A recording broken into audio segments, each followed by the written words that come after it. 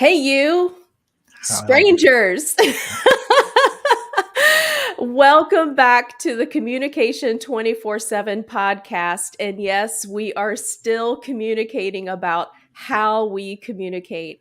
I know it has been a minute. I am so sorry. I had to take a small, well, not a small leave of absence, but a leave of absence. Life is hard, things kind of happened, and that is one reason why I have a very special guest today.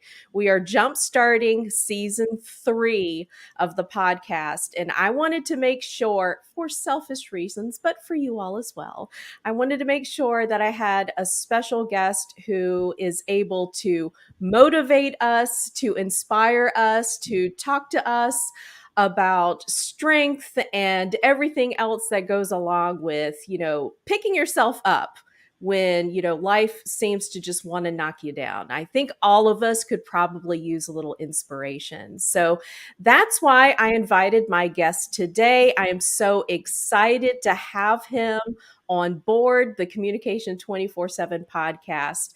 Now, before I go on saying too much, Babs, would you mind just introducing yourself to the audience? Let them know, what's your jam? What are you doing these days? Hey, Jan. So nice to be here. Thank you so much for having me on the podcast. And thank you for the great work. It's great to see you again. I am Babs Faseesin, and I am the founder of Cracking the Life Code, also the author of the book Cracking the Life Code. I'm just a person who's very passionate about personal growth, personal development, and I've invested over 20 years of my life inspiring people all over the world just to become better versions of themselves. I know it sounds cliche, but frankly speaking, like you said earlier, we all need a Mhm. bit of inspiration every now and again so we can keep going. Life does get tough, but yeah, I'm here to help, support, and provide inspiration where possible. Yeah, absolutely. And y'all, I think Babs is being a little reserved. I want to tell you, he probably doesn't want to brag too much, but I have been stalking his socials for a little while. And this guy, you got to check him out. Yes, he is a business leader, he's a strategist. He is an author, he is a speaker, he's a world traveler. If you check out his socials, he is somebody who looks like, man, this guy has it together. He's got it going on. So I think he's going to be able to inspire us in a magical way. So I'm so excited for this conversation.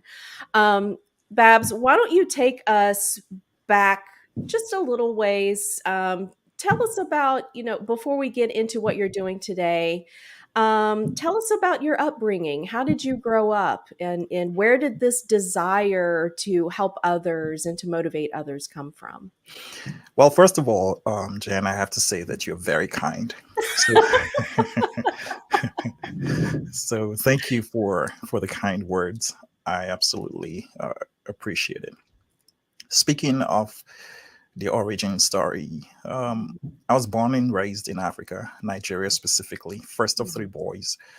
Um, and my parents had a specific idea for how they wanted to raise three boys in the middle of a really difficult time Mm, in Nigeria. And they started off focusing first on education, then on character building. mm, And the one last thing my father would always say is, you've got to be able to effectively communicate the thoughts in your head. mhm, And that's one life skill that will save you or help you get to the next level in life. So, mm, communication was a very big piece of my growing up. So it's character building, is education. Education because a lot of times people thought education was the way out of poverty, out of mhm, lack, out of it's just security. The mm, assumption is that when you get an education, you might find security in the future. And then character building, because my father would always say, my both parents actually, a good name is better than riches. mhm, And so he would do everything within his power to protect that name. So character and integrity were words that I heard every day mm, growing up. So I think I was under 10 when I ran into the room one day and I saw my mom crying. And that broke my heart. I asked her why she was crying. She said she had received the bad news from her mom and she was unable to help her mom in that moment. So, as a little kid, seeing my mom cry hurt me so bad. Mm, So, I said to myself, I'll do everything within my power as I grow older to live a life that allows me to provide help for my family and the people I care about at every point in life. But to do that, I started to think deeply about how I could experience life beyond my immediate circumstances. mm, I knew there had to be more to life than all that I experienced. I knew there had to be something else, beyond the devastation that surrounded my upbringing at the time. And I was very privileged to have a mother who is a librarian. mm, And so she came home with a lot of books. And for me, as an introverted kid, I spent a lot of time in my bed. I spent a mm, lot. In fact, many of our family friends didn't know that I am the first child. They would often think my middle brother is the first child because he's the opposite. He's very active. He's social. He's all over the place. I, on the other hand, I'm always in my bedroom, alone with my thoughts. So the one way that I got my thoughts out was really writing. mm, So I wrote a lot. I wrote a lot of notes. I wrote notes to inanimate objects. I wrote notes to just about anything. I wrote notes to the wall, my mirror. I just got my thoughts out by writing. So I read a lot of books and I continued to explore uh, inspirational books as my mom would help me bring them home from the library and I would read. And so I added a layer of reading to my general academic reading. And then sometime around 17, at this point, I had done probably 7 years of just reading and exposing my mind to positivity. So I hosted my first conference at 17. It had wow. 2,000 people in attendance. It was powerful. It had great speakers that inspired us, motivated us. And a lot of kids my age, slightly older, some in their mid 20s, were very inspired by that conference. Today, as I speak to you, some of them are, you know, doing exceptionally well, and they would refer to that conference as the launch pad or the starting point for them. Mhm, So I'm grateful for that. And so I knew very clearly at that point at 17 that, oh yeah, the rest of my life is probably going to be centered around, inspiring people and challenging people to do and be better for themselves. So went through college. And I remember in college buying books. At this point, I was far away from home. And so I had to buy my own books. like an ouch. Yeah. So I spent 75% of my pocket money just buying inspirational books. I like to say this funny thing that when I was getting out of college, my final year, I was leaving school. A lot of my friends were struggling to fit their clothing in their Mm, suitcases. I was struggling to fit my books in my suitcase. mm. Yeah. I had Stark purchased difference, right? Exactly. I had purchased and read a lot of books, a ton of books. So while I was studying biochemistry on the one hand, I was also reading inspirational books. So daytime I'm doing classes, nighttime I'm exposing my mind to a lot of inspirational materials. During this period, I found out there was a clear difference between really successful people and Mhm, not so successful people. And I realized the one thing that separated the really successful people from the not so successful people was a mindset. mm, I found out in college that to change the trajectory of our lives, we need to first change our mindset.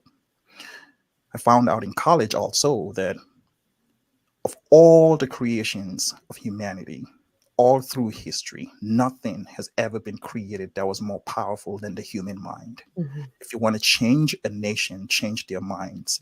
And so I began to invest in my mind. I began to expose my mind to positivity. I began to read more books that exposed my mind to the kind of life that I wanted to live outside of college. Mm. It was also about the time I started to do a lot of public speaking. I was sharing some of this knowledge with my friends and college students in other campuses.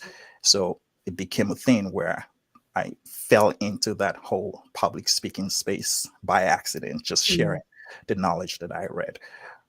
And then after college, first I have to tell a very interesting story because after college, having studied biochemistry, and if you know anything at all about African parents, only three professions exist: Oh, it's medicine, it's law, and engineering. And really? so if you are not in any of these three, you literally wasted your life. Mm. Mm. So coming from a family of three boys, where of course my brother's an attorney and this one was an engineer, naturally you believe that I would be the medical doctor, right? So for this reason, I studied clinical biochemistry with the intention of going to med school. But hey, I realized my path was totally different in college.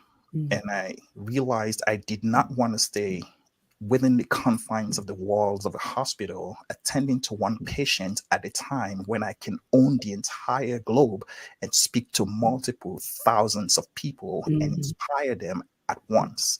So Mhm. rather than attending to one patient at a time in college, I said to myself, I want to just expose a lot of people to positive messages and inspiration. And I don't want to just see one patient at a time. I want to see thousands of people at a time. I want to inspire thousands of people at a time. And but then that came with a challenge. I had to sell this idea to my parents, who believed that you only had to study medicine.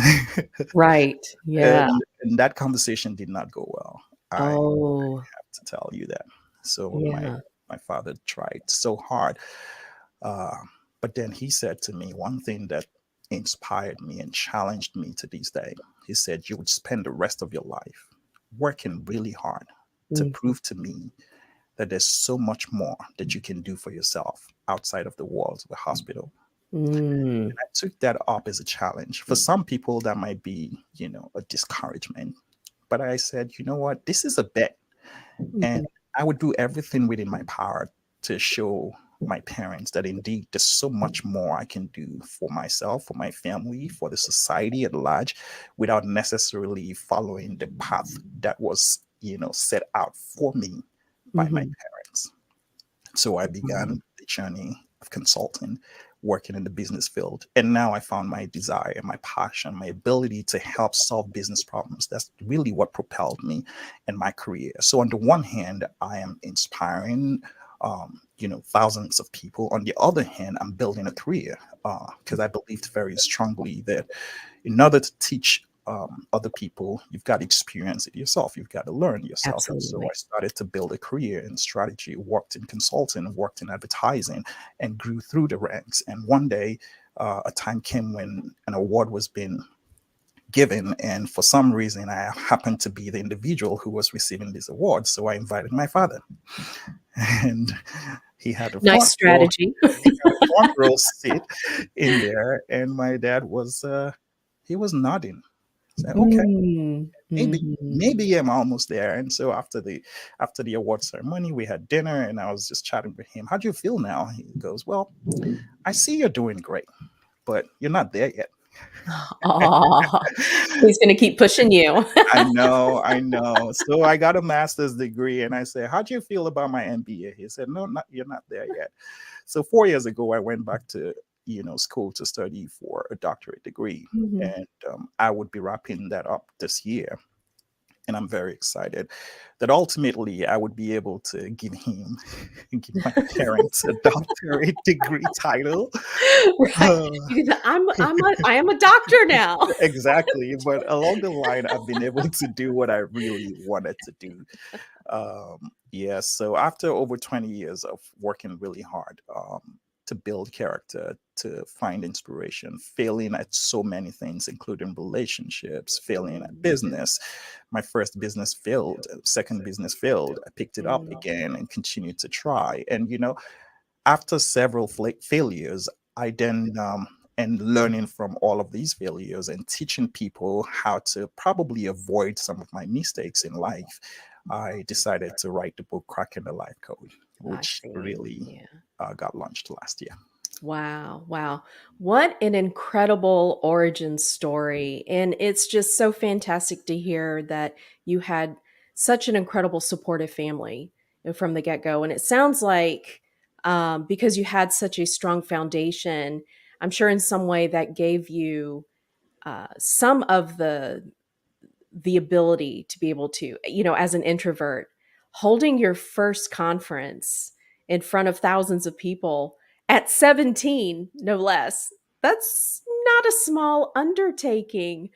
How did you get, because I'm also an introvert. So everybody, I want you to understand, just because you're an introvert, that does not mean that you cannot get in front of people, speak your mind, make connections, and make a difference. You absolutely can.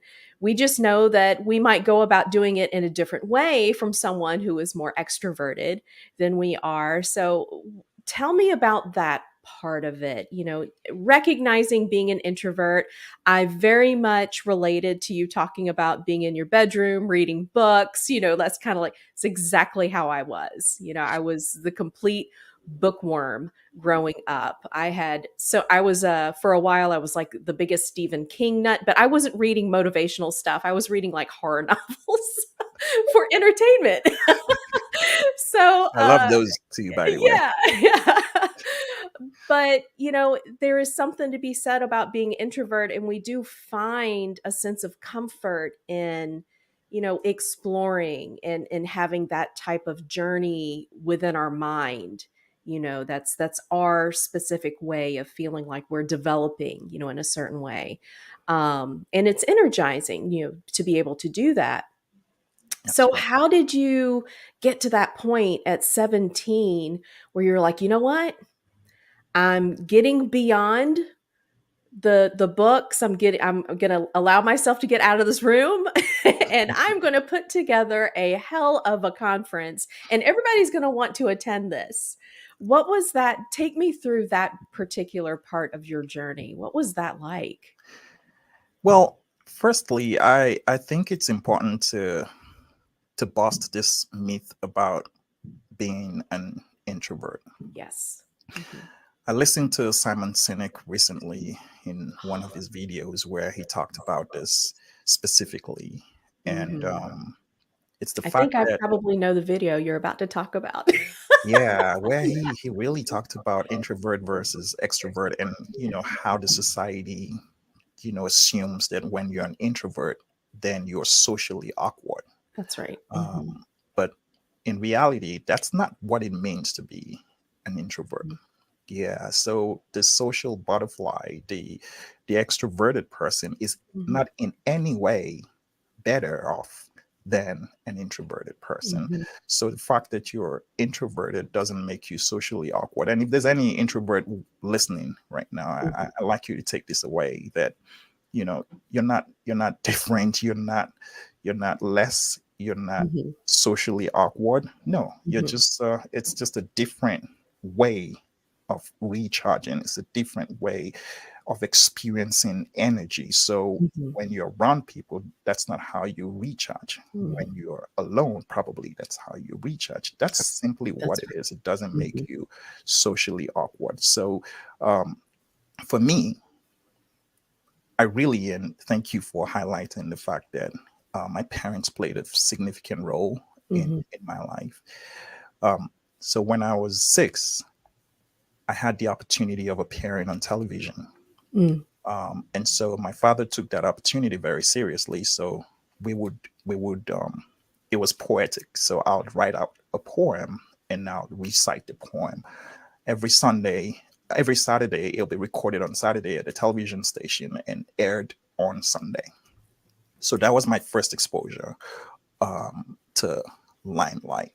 Uh, Mhm. And so I'll do this every Sunday, even though it didn't quite have audience. I was Mhm. still, I had to face the Yeah. cameraman, the lights, and at the TV station. But that was where I really started to build the courage for the Mm. six, the Mhm. courage to speak, the courage to face an audience and just say what's on my mind. And now, when I get off that stage, I might just go back into my room for the rest of the day. Absolutely. Yes.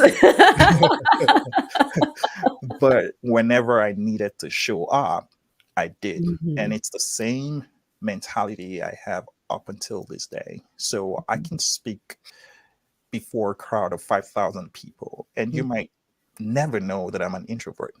Mhm. But once I come off that stage, I could just go totally back into my It's hotel exhausting. room. Yeah. And that's it. Gotta go back into the cave and recharge. Yeah, that's it.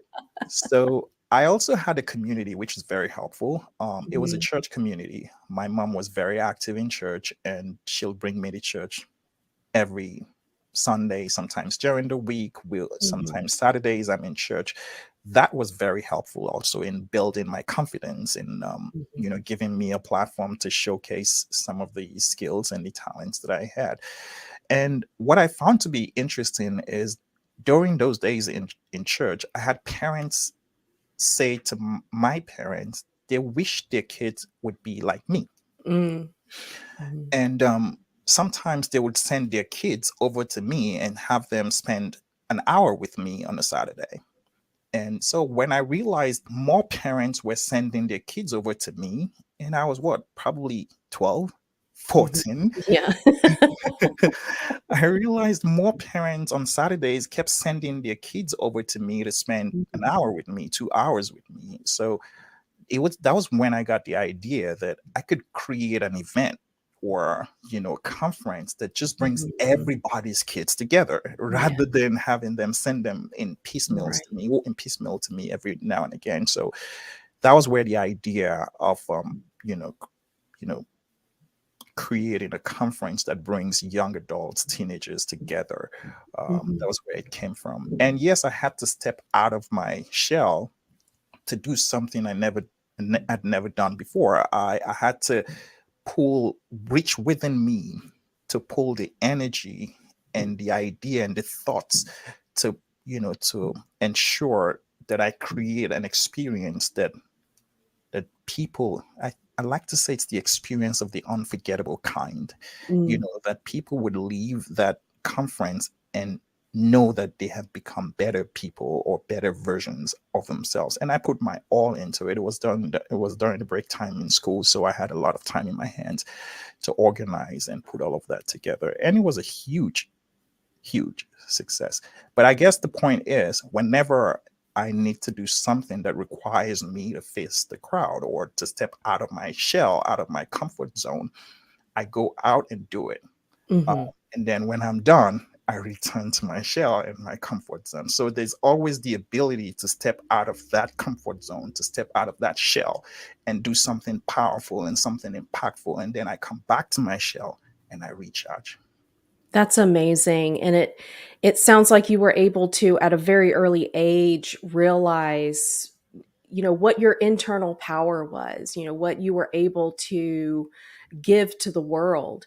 And so many children, unfortunately, don't have that sense of community. They don't have that strong foundation, whether it's, the parents that are in the household, or maybe it's a broken home, or, they don't live in an area where there is a strong sense of community.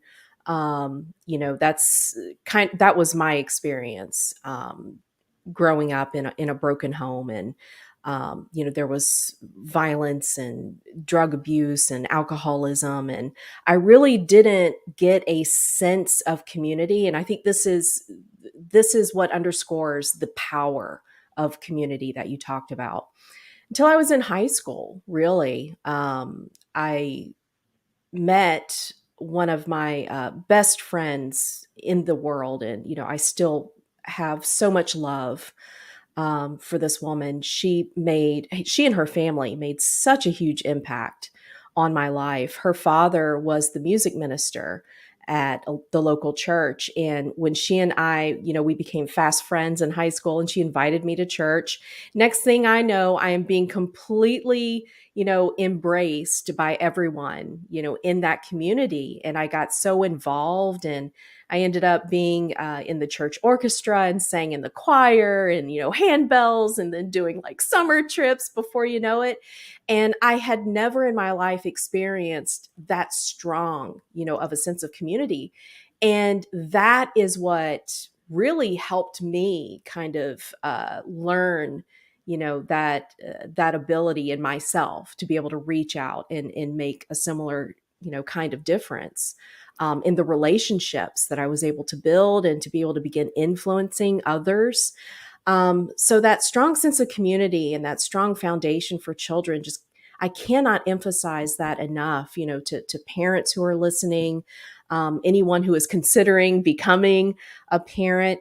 I think that really is such an important aspect of a child's development. So it's so incredibly wonderful to hear someone's story who has had that type of an experience, and to see how it has helped you really create this amazing life where you are able to influence so many people. I think, just kudos to your parents for doing that, and kudos for you for being, I think, smart enough and aware enough to be thankful, and appreciative of that type of an environment. Because there are some individuals, unfortunately, they do have that type of, support system, but for some reason they're not able to embrace, that support system. So I think that's just so incredible. I love hearing that story from you. Well, thank you so Amazing. much. thanks, Yeah, thanks yeah. for thanks for sharing. And it's Mhm, although we do have different mhm, experiences, it does seem as though we ultimately had similar mhm, approach mhm, to very different experiences. We ultimately embraced mhm, um, the brighter side of our mhm, experiences, and we mhm, allowed ourselves to continue to flourish in that side of our experience. I mean, when I was a kid, I did not think that my parents were doing the right thing. mhm. I thought my dad specifically. I remember actually walking up to my mom and asking my mom, "Are you really sure this is my dad?" Mm. Like, why is he on my case all the time? Yeah, why does he hate me so much? Oh no. Why am I not good enough? Yeah, Well, and there is some of that as well. I think it would be it is important for us to underscore that there is that side of it as well, right? I mean, I yeah, think there are parents out there who think they are being supportive and that they are setting that foundation, but in some ways, you know, um, having that type of a demand on a child can be overwhelming. And I'm sure for you, you had some struggles with that. I'm sure that was a part of your journey as well, wanting to make sure that your father, sees you in a certain way. You wanted him to see you as successful. You wanted him to see you as thriving in whatever path it was that you were choosing for yourself. Tell me about that part of it. Did you ever have any dark moments, or, with that particular struggle, in yourself, feeling like, am I ever going to get to that place where I feel like I'm being accepted? I feel like that this is good enough. yeah. I mean, let's face it. Um, there really isn't one parenting style that's 100% perfect. Hmm. That's right. So for kids, what we need to do is find the positives, Hmm. embrace them, and maybe just let go of Hmm. the not so great. So here's an example. I I come home, math test or exams, and I have a 99%. My dad says, "Well, someone had 99.2%." Yes. I go, "What?" We all had A. He goes, no. He goes, someone else had 99.5%. So there was Mhm. this girl in my class who I could never beat her in math. Mhm. I Mhm. tried so hard. She's always 0.2% more, 0.3% more. It's Mhm. 99.7. I tried so hard. And so as a kid, I didn't like her. I disliked her so much because she was the reason my parents would always, It's you. It's yeah, your fault. I Why are you did. so smart, damn it? I didn't like her at all. So there is an extreme to this Mhm. approach Mhm. where you begin to push the kids to, seek perfection Yes. without realizing that to expect a perfect life out of a messy Mhm. world is a bit of a stretch. Yes. Yes. So perfection is an illusion, and I Mhm. understand that they want you to be the best you can possibly be, Mhm. but the best you can possibly be sometimes might just be what you have, Mhm. what you are, who you That's in that moment. But Mhm. so I had this weight upon my shoulder Mm. where every day I step out the door, I knew I had to perform at the very best. I Mhm. knew I had to do well in school. I knew I had to be a great child, a responsible kid in the society. I knew I had to just represent my family, and that was a Mhm. huge weight on my Mm. shoulder. And so I left thinking some point in my life I was just so scared because I just could not afford to do anything wrong. I couldn't Mhm. afford to miss it. I couldn't afford to drop the ball. In church, there's so many kids whose parents are looking up to me. At home, Mhm. my younger brothers are looking up to me. In school, well, I've set a standard I can't afford to drop. And so it was just overwhelming. And It's a lot so to many carry. times I stayed in my bedroom on my bed and I would just cry and just Mm. wish that this was not the case Yeah. for me. But one thing that also helped me is although my dad was so tough, my mom was so tough, they brought us up, they brought us together on Mhm. Sunday nights at dinner table and shared how much they loved us. Oh, yeah. That balanced it for Yeah. me. So Yes. he could have gone through Monday through Saturday just bashing me and challenging me, pushing me and telling me and go harder. But Sundays, when we come to the dinner table, it's totally different. It's all about Mhm. how well you're doing. It's how much love they have for you. It's how much, how impressed they are about what you're doing. It's telling you how not so many kids could do what you do. And that inspires you. So it's a perfect blend of Mhm. showing love but then being extremely tough on the kids and then balancing both of them at every point in life. So I often say that, well, when they talk about love languages and they go, well, words of affirmation, I say to myself, well, I don't need any more words of affirmation, to be Mhm. honest. I was raised with a healthy dose of confidence, Yeah. and so that's not what I need now, because my parents instilled a lot of confidence in me. They Yeah. said that you can do it, and so Mhm. yeah, it balanced the toughness out with all that love. You know, parents who are listening, I want you to take away something very powerful that Babs just shared with us. Um, Communication, the conversations that we have with our kids at the dinner table. What a powerful way to be able to express your support, your admiration, your love, to your children. This is going to be a heartbreaking thing that I reveal to you, Babs. I volunteered at a high school for some time here in Savannah, Georgia, and I would go in and talk to the kids about leadership traits and qualities and communication skills and all of those things. And one time I asked this group of kids, how many of you have dinner at the dinner table with your family? You know, just so you can have time to have conversations like just what you were talking about. And out of, we'll say, like 100 kids, like maybe two would raise their hands. And at that moment, I felt so awful for these kids because they are missing out, what you experienced at that dinner table has made such an incredible difference in your life. You talked about confidence that helped instill that confidence.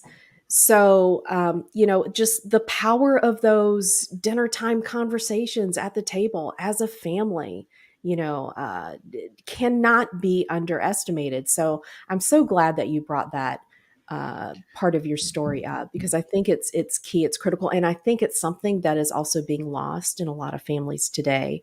We have so many distractions with social media, and a lot of families, stay just uber busy with anything and everything. Let's sign the kids up for everything under the sun, and there's no time for that conversation to happen. So I think that's the power of having those Sunday conversations with your parents.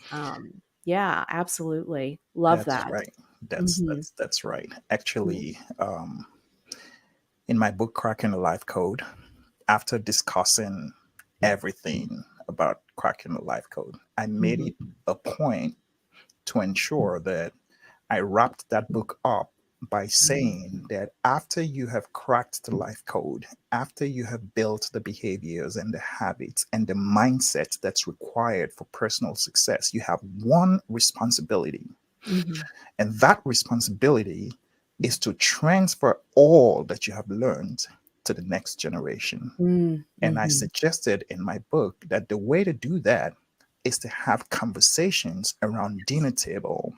Yeah. That's the point where you share all the values, all Hmm. the behaviors and the habits that helped you succeed. You share Hmm. those with the next generation. Next generation might be your immediate kids. That Hmm. could be your grandkids. But it's important to preserve the dinner table as a Hmm. place where you transfer these positive, new, inspiring, and empowering codes to the next generation. Absolutely. And being able to have those conversations about, no matter what, we're going to fall, we're going to fail, we're going to have difficult experiences, in our life. So even when we think we've got it figured out, something's going to come out of nowhere and it's going to just throw you a curveball. And but if you have that strong foundation you've been able to build, you can better handle those types of challenges that come your way. What type of advice do you give to people who ask you about, you seem like you have it all together, and life seems like so perfect, and you've just kind of you have cracked the code, right? You've cracked the code. What do you say to them about, hey, don't get the wrong idea. I mean, yeah, things are great, and they can be great. It's all about, attitude and positivity, but that doesn't mean that bad things are not going to happen. What do you say to them about that? Well, yeah, I hear a lot of people say to me, "Do you ever have a bad day?" Yeah. And you're like, well, I am human. The truth is, I probably have more bad days than the average person. Okay. That's actually my reality. I Mm, have probably more bad days than the average individual. mm, Because it never gets easier as you go mm. higher. Yeah. It just becomes a lot more difficult. Mm, Maybe the types of challenges that you encounter are different, mhm, but doesn't mean that you ever come to a point in life where everything is all figured out. I wish I could get there where mhm. Yeah. Yeah. everything is all figured out. But truth Right. is, we're constantly trying to figure this thing called life out. Yeah. We're Yeah. constantly working hard to ensure that we figure this out. For me, I have determined that all I need is focus on three things and I'll Mhm, be fine. mm, It's habits, it's mindsets, and behaviors. mm, So, my behaviors, my habits, and my mindset can determine whether or not I continue to move forward regardless of the obstacles. mhm, So, there are days where I wake up and it's really a bad day. mhm, Here's what I have decided to do in those days. I decided to shut my mind mm, because I have worked so hard to build a really positive mind. And so I would not let an external factor affect my mind. Mhm. So when negativity, which might come from work, might come from family, might come from friends, could come from anybody, neighbors, when negativity is coming, I smell it from a mile away Mhm. and I Yeah. shut my mind and bounce it back. I do Mhm. not let it penetrate my mind. What's Mhm. external, I don't have control about what's external, but what's internal is mine to control. And Right. so I build a wall around my mind to deflect negativity. And so when I wake up in the morning, I'm trying to surround myself with positive energy, positivity. I read stuff that inspire me. I expose my mind to positive stuff. And so regardless of what's going on in my day, in the outer wall that's bigger than me, I just make sure what I can control, which is within me, I keep it intact. Yeah. And I Yeah. listened to someone say this um, very beautifully. And the person said, you could be on the ship, in the boat, on the water, and if water does not get into the boat, you Mhm. will most likely not sink. Mhm. So as long as you do not let water into the boat, you would not sink. You would Mhm. continue to power through. In other words, the external environment, the noise and the negativity that exists around us in society, if we do not allow those to penetrate our hearts and penetrate our minds such that it weakens the level of positivity within us, Mhm. then we would continue to move forward. So I like to say there's power within you to deflect all that comes to you on the outside. So yes, I do have bad days, but I recognize that my response to a bad day is more important than the bad day itself. So Mm. it's all Mhm. about the attitude, how I perceive the bad day. Again, it's again about my mindset about a bad day. It's one day out of 365. Yeah. And so I will get past this day. And frankly, I may not have all the energy in me to do the things that I really want to do on that one day, but there will be tomorrow. Right. There will Yes. always be another day. So today could be a bad day. I'll embrace it. If it's Mhm. a failure, I'll take on the failure. I'll embrace it. Mhm. I'll take the lessons from the failure. And then tomorrow is a new day. I'll That's start right. afresh tomorrow. That's right. I love that. Tomorrow is always a new day. I love the boat analogy because, things will happen and something can strike that boat and it may cause a teeny crack, in the boat. But we got to identify, right? We got to look for it, identify, oh, this is where the water's coming in. And then we got to figure out a way. How are we going to patch this up to fix it? So I love that analogy.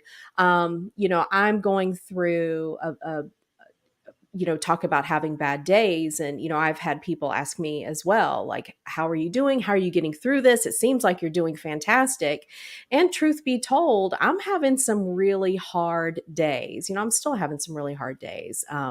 After 27 years of being together, my husband and I are getting divorced, just waiting on the judge to sign the papers.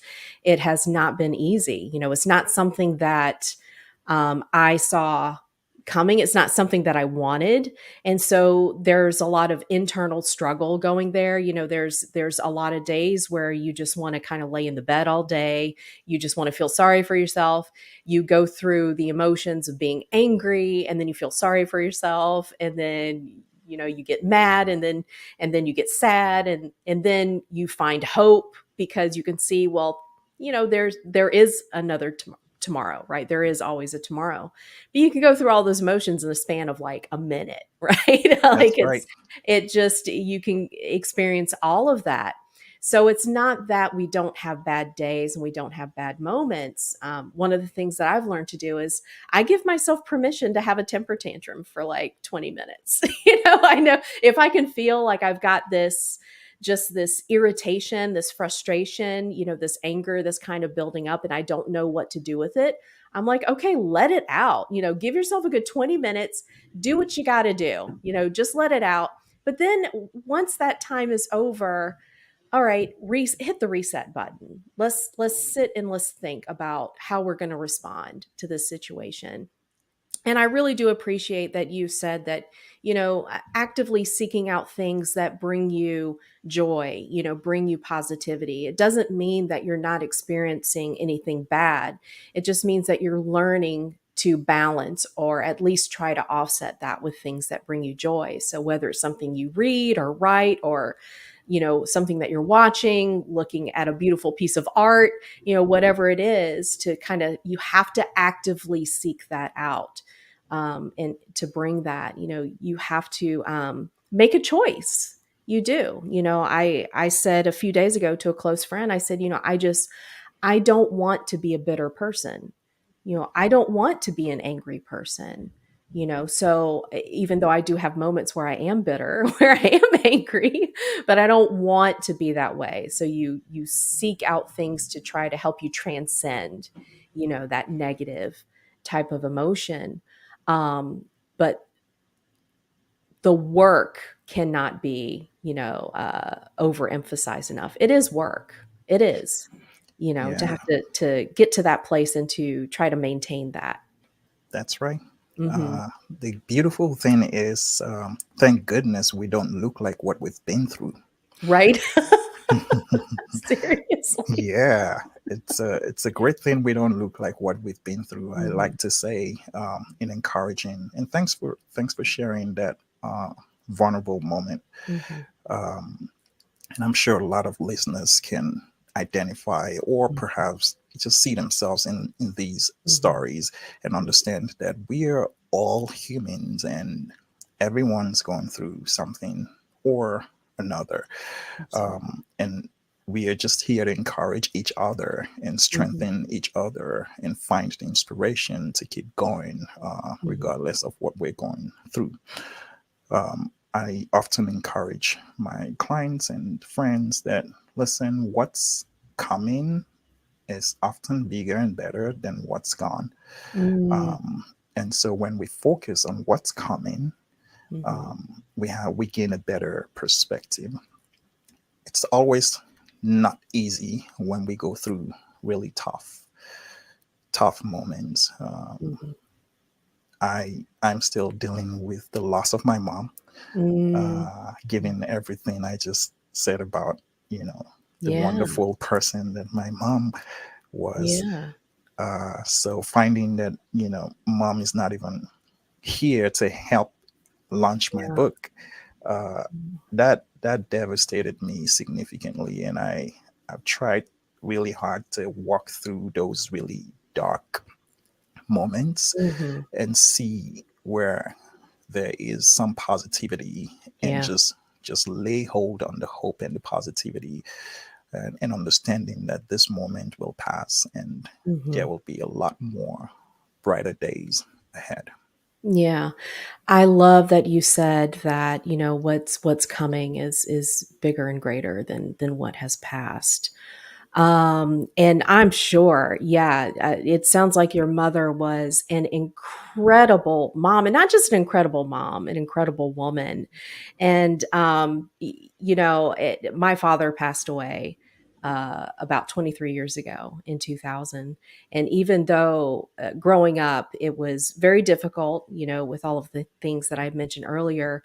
As an adult, when I became an adult, he had managed to get a lot of his life together again, and so we found each other again, and we became best friends. Mm, And so to have someone who is like on your side, in your court, they're like, yeah, just boosting you up and supporting you, and kind of like your own cheerleader in a way. To have that sense of support not be there in your most important moments, like whether it's a book that's being released, that's a big deal to publish a yeah, book, or any other of life's biggest occasions. We always feel that hole, that's there. And so I'm my heart goes out to you, because I know that is a huge hole right there in your life. um and we're not the only ones. I'm sure there are plenty of people, who are listening to this, who have had a similar experience. Do you find yourself doing similar things, when you feel yourself missing, your mom. Like I find myself missing my dad, on certain days. Do you just actively seek out ways to um, commemorate her memory, or do you allow yourself a moment to just kind of feel the feels? Like how do you handle those moments? Because I know it's different for everybody. Yeah, dealing with grief is not fun at all. Yeah, yeah, And 6 months in, you feel like, oh yeah, I'm in a better place now. And then yeah. suddenly, Yeah. Right? It'll one, be random. Yeah. yeah, It's so random. suddenly one day it just knocks you down It again. does. Yeah. Yeah, dealing with grief is not it's not exactly fun. What my brothers and I have decided to do is every once in a while on our group chat, we would just find some beautiful memories Mm, um, of some fun experiences we had with mom, and someone will drop it in the group chat, and we would laugh and just yeah. smile. And sometimes dad will just drop something in there that reminds us of those beautiful experiences we had Yeah. with mom. I think she's probably the most powerful woman I've ever Mhm. known. My Yeah. mom, soft spoken, very quiet, calm, but in her calmness and her really quiet nature was power. She Mm, was more powerful in her silence than she was even when she spoke. mm, So we would remember these beautiful times and experiences every once in a while, and we would encourage each other to say, well, she's with us, she's probably just not here physically, but she's definitely with us in the spirit. And yeah. that sometimes can be encouraging. Oh yeah, absolutely. I see a theme. I'm hearing a theme, and that no matter when that darkness is creeping in, no matter if it's we're grieving over the loss of a loved one, or we're feeling that self doubt, we're just having a bad day for whatever the millions of reasons that exist that we can have a bad day. There's just something not going right in our lives. To be able to actively seek out a way to bring in that positivity. It's not just going to happen on its own. I love that you and your brothers will, find whether I'm sure whether it's a picture or just reminiscing a story that will bring a smile to your face and make you laugh. To bring in a happy memory. That's such a powerful tool to use. It is. And it makes sense, but I think we just need to be reminded of that. We do have that power in ourselves to actively seek out, those moments that are going to bring a smile to our face. And it is difficult. It's very difficult to happen, but if we can share those moments with others like you do with your brothers, I think that's a testament to how it works. It really does work. Yeah. Yeah. Babs, I got to tell you, I think we could have a conversation for another hour because I love your story. I love your vibe. I think you just bring such an amazing energy. And even though we're like in an online room, if you will, the online studio, I can feel your energy from where you are. Are you located in New York? Yes, I Yeah, am. yeah. So I'm down here in Savannah, Georgia. So even though we are hundreds and hundreds of miles away, just being able to see your smile, and just to hear the power. You talked about your mom being, that quiet yet firm kind of, confident way. I think that's probably something you got from your mom because I can feel that calmness in you. I'm sure you're probably the person that everybody feels that they can come to talk to about a lot of different things that are going on in their life. Is that true? I have no doubt you're very, very intuitive. Definitely, you were spot on that. Yeah, people often say personality wise, I take after my mom 100%. Yeah. Yeah. Yeah, absolutely. That's wonderful. That's wonderful. And I'm sure those who are closest to you really feel that energy as well, and they appreciate that. Before we begin to wrap up this conversation, I knew we were going to have a fantastic conversation from the beginning. I'm going to have you come back so that we can continue having, we'll just talk about all kinds of other things. Is there anything that you wanted the audience to know? Or, I'm sure we're going to get to the how they contact you, but is there a question that you wish I had asked so that, there's a message that you can send to the audience before we wrap things up? Well, thank you for the opportunity, but frankly, I don't exactly believe that we need a ton of messages. I Yeah. think in this conversation, for me personally, I have taken away a lot Mhm. just from this conversation, and I think the listeners have a lot also to think about Mm, in this mhm, conversation. Um, mhm, One thing that I would probably just like to leave the, the listeners with is we often need to remind ourselves that when dead leaves are dead, it's okay to let them fall off the trees.